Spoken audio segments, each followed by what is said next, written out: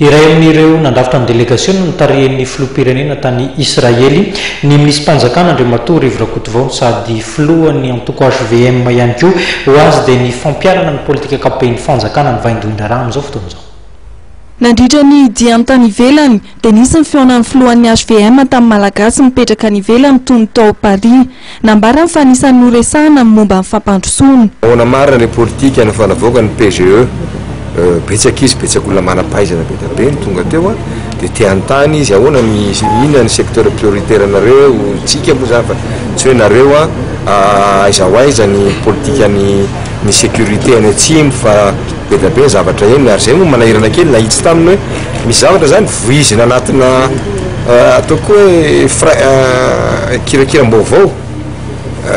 milalao be dia be an'io namantsika any andafy nefa indraindray zay ny teniko an'zareo mba jereo ihany fa indraindray zavatra tsy dia misy loatra zavatra kely dia alefa anatiny any izy dia inona divanareo diva ny fampiresanareo mandritry ny herinandro raha volana nefa raha maka ty Madagasikara nareo na tena manontany vaovao aty dia tsy dia misy ihany akory fa naprecie anazy zany dia hoe jereo inona ny fomba ahafahanareo izy koa mangetaheta zany ny ahafahanareo mba handray anjara amin'ny fampandrosoana Madagasikara fa zay HVM dia mieritreritra ary niteny taminy hoe ampy zay ary io politika efa napetraka hoe mba misokatra ho andrina rehetra ampy zay le mety tsy hitovy foana ny hevitra politika fa mba misy zavatra iraisana ary miraisana dia fampandrosoana ty Madagasikara ty fa tsy ny fisotonana Madagasikara idina akory. Nijery famatsim-bola ve no anisan'ny dian'ny filohan'ny HVM tany ivelany? Tsy nitady financement-tany ny HVM ka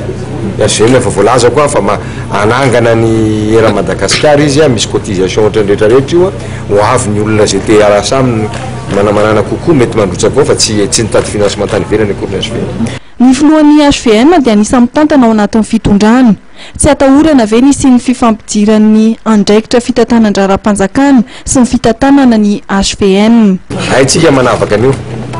ary mangarahary zany fa tsisy vola tanjakana mihitsy metina hikarakara ny HVM akory. Andray anjara ny fifidianana kominaly ary anana ny kandidany manokana ny HVM ary mety hisy ihany koa ny fiarahana amin'ny atoko politika hafa.